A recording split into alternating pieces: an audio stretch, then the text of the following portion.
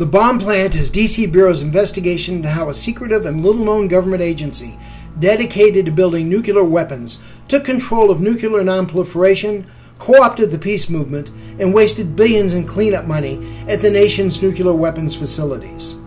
In the aftermath of the meltdowns at the Fukushima Daiichi nuclear power plant, the National Nuclear Security Administration is using Areva, a French government-owned firm, at a cost of billions to U.S. taxpayers to build a plant that will produce an even deadlier form of the fuel Areva used in Japan. D.C. Bureau's year-long investigation of the bomb plant will expose how America's most radioactive Superfund site is being touted by the Obama administration as a pathway to a green future.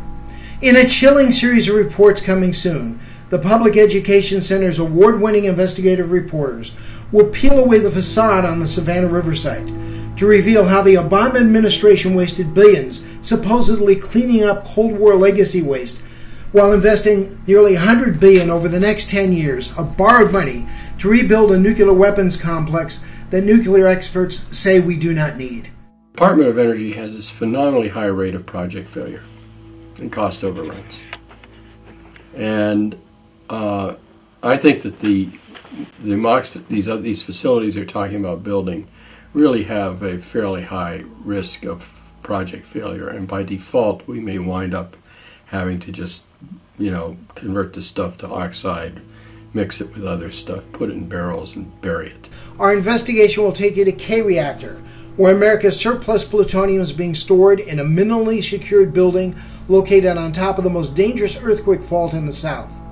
You'll see how SRS protects the K-Reactor and why security experts fear that a terrorist attack on this old building could dwarf previous man-made or environmental disasters. We have a national emergency of how to protect this and what we're going to do with it. We're just having a knee-jerk response to that national emergency. We still don't have the long-term plans that are necessary. You will see how close our reporters got by boat. You'll see how the most dangerous place in America is protected, and be shocked to learn that instead of a military nuclear security force guarding the tons of plutonium, G4S, a private security firm that specializes in ATM cash transfer security, has the job. You will see how the Savannah River Site, known by locals as the bomb plant, poisons its workers, practices racial discrimination, and ravages the environment. Democrat and Republican representatives alike ignore the environmental concerns and tout the jobs and the money, as their predecessors have done for 60 years. For decades, really going back to the 50s, this is the largest single employer in the state, probably even greater than the state government or the university. I don't think it is now, but it was for decades. They want a reprocessing empire out here, and it's going to be dependent on borrowed money.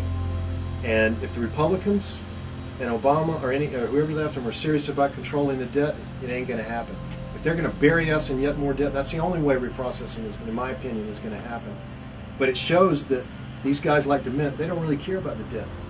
They want to shovel more in. They may say that out there, but they think that our spending can go on forever. That's what they're betting this on.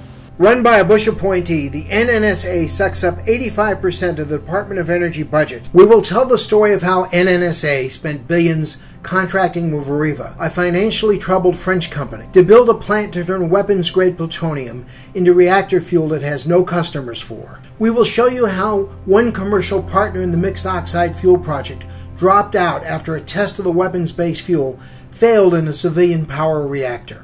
You will learn how Savannah River Site workers have been electrocuted, repeatedly exposed to radiation, and how work methods here violate Department of Energy policies, despite claims by contractors of great safety records. You will see how reactors are being buried in cement at a cost of hundreds of millions that has only kicked the environmental problem down the road as the water tables rise and generations of weapons production catches up with the environment.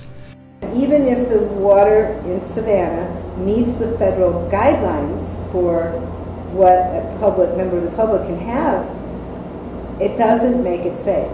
And I'm not entirely sure that Savannah has always met the safe drinking water standards which are set by the EPA. I was talking about the 100 milligrams a year from Nuclear Regulatory Commission. EPA's safe drinking water level is only 4 milligrams a year. And there have been periods of time when Savannah, as a city, was supplied bottled water by the federal government because the Savannah River was too contaminated to use as a drinking water source. We will investigate the poorly planned and executed cleanup effort at SRS that is doomed to failure. As the environmental management side of the DOE tries to clean, the NNSA continues to produce more high-level waste. SRS was never intended, nor is it equipped, to be a final nuclear waste repository. The Savannah River Site, with all its nuclear ruins and more curies of radioactivity than any place in America, is back in business. SRS has been anointed the birthplace of a new nuclear renaissance. Business is booming. The site has wasted billions in stimulus money and yet continues to employ thousands of people. As far as plutonium being a resource that we should use, and if there are other ways to deal with it, the United States produced about 105 metric tons of plutonium for nuclear weapons, and a good bit of that is declared surplus, almost half of it now. So it's a good thing that we're not going to use that material in nuclear weapons. But the original goal, when 32 metric tons was declared surplus, that it would be rendered into a form not usable for nuclear weapons. That was the goal. And what has happened since the mid-1990s is people who love to make stuff out of nuclear materials, they've rewritten history, where now they're saying that plutonium is a resource and we're using it to make electricity.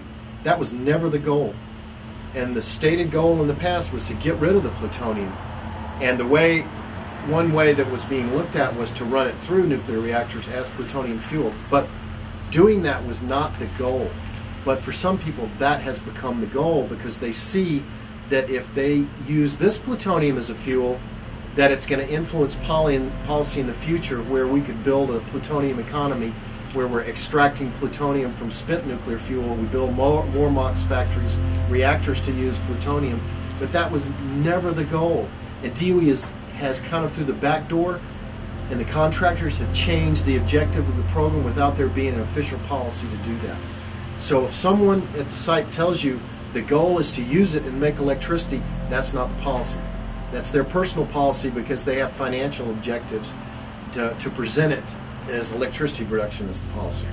You'll meet the true believers who look upon the poisoned land and the cancer deaths as a necessary sacrifice for our national defense, and how they wish to restart production at the site. The bomb plant investigation will tell the dark history of SRS, and how this no man's land that covers an area that's bigger than Washington, D.C., including the Capital Beltway, came to dominate the South Carolina and Georgia economy and its politics. When the enormous problems of high-level nuclear waste reared its head in the 1940s during the Manhattan Project, it was deemed a national secret and kept from the public for decades. White workers ordered African Americans to deal with this deadly mess, and disposal involved dumping plutonium straight into the soil. You'll meet the Lindsay family, whose father was recruited from his job as a segregated black high school principal to commute several hours from Greenwood, South Carolina, for a chance to help his country and receive a reliable paycheck to raise his 10 children. You will learn how Mr. Lindsay, like thousands of other African American workers, would be given the most dangerous jobs in order to throw their dosimeters in a bucket before going into high-risk radiation areas. If you don't have a high regard for a certain kind of people, then you're apt to put them into situations that's not good for their life. And those who are not African Americans perhaps will be more in the know. So they don't want the jobs. So physically, none of the jobs are tough. But if you don't know the exposure is a long-term thing, I mean, all you know is to make good money. As months turned into years, Mr. Lindsay got sicker and sicker. He brought the radiation home on his clothing. His children would be exposed playing with their dad or sitting on his lap. His wife would be exposed washing the clothes. While the white employees had a nuclear laundry for their work clothes, the African Americans were not so lucky. We were very close to our father, particularly the older ones, spending a lot of time with him and being around him, washing his clothes, this kind of thing, because, I mean, that's what you did. And there were 10 children. My mother couldn't do it all. So all of us participated and had our responsibilities. Ironically, the Lindsays thought they were lucky because the SRS management encouraged African American employees to hunt and fish on the site. and pick from the old orchards that remained from the 5 towns that were lost to the bomb plant when the old Atomic Energy Commission took over the land.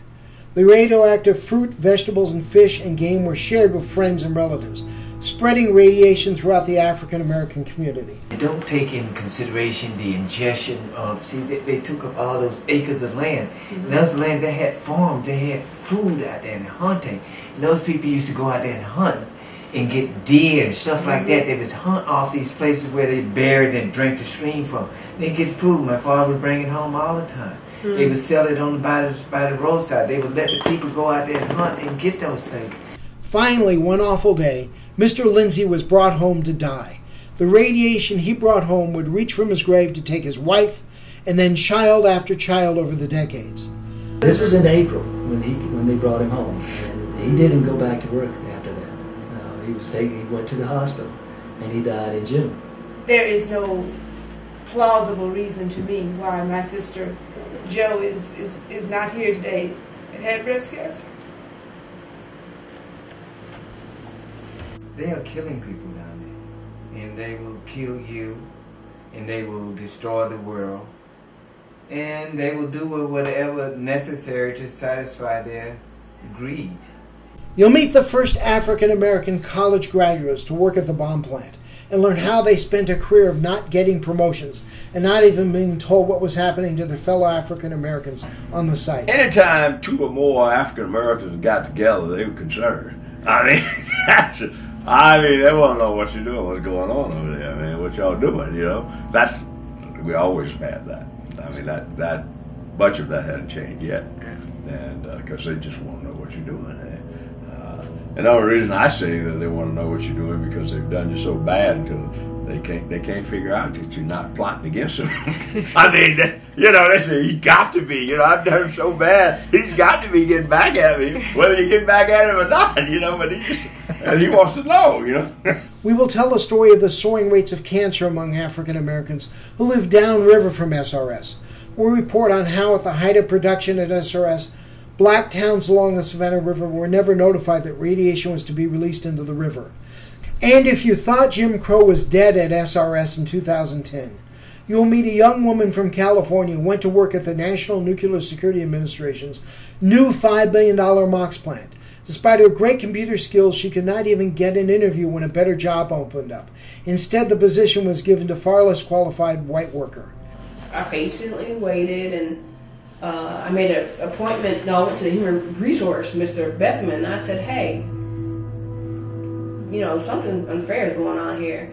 Because I had spoken to a couple of the IT guys, and one of the guys, I asked him, I said, hey, what school did you go to? He said, I didn't go to school. And I said, so what did you do before? Oh, I worked at Time Warner. Oh, okay. Cable guy. Yeah.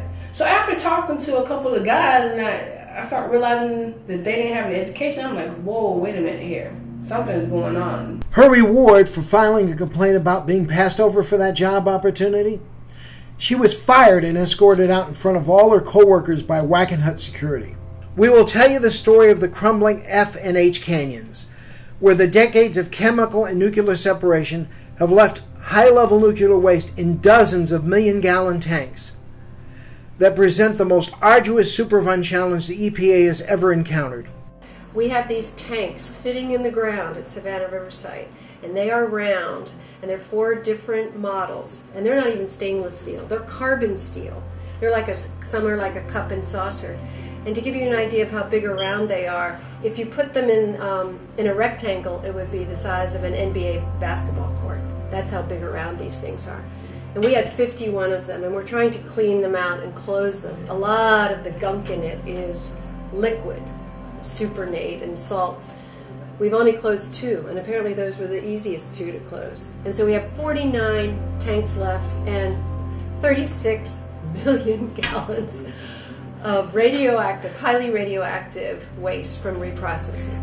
You'll take a tour down the Savannah River to Cancer Alley, where the SRS shoreline and the South's most notorious nuclear plants have spewed out enough tritium to poison the Savannah River all the way down to the Atlantic Ocean. You'll meet the handful of activists who've tried to open up the Savannah River Site to serious scrutiny. We'll show you how the Citizens Advisory Boards, that the Department of Energy says are forms for public input are actually shams controlled by DOE and their contractors. You'll meet the engineer who gave up a lucrative career to become the first whistleblower to tell the truth about SRS. You'll meet a river creeper from Augusta who patrols the Savannah River as the only independent monitor of the river, as the regulatory agencies of South Carolina and Georgia ignores what comes from SRS. The events last spring at Fukushima Daiichi served as a grim reminder of the dangers of nuclear power. But today, largely out of public view, powerful energy and construction companies, government agencies and contractors, and politicians, including President Obama, are leading us to what they call a nuclear renaissance. And the Savannah River Site, the bomb plant, one of the most dangerous places on Earth, is ground zero once again.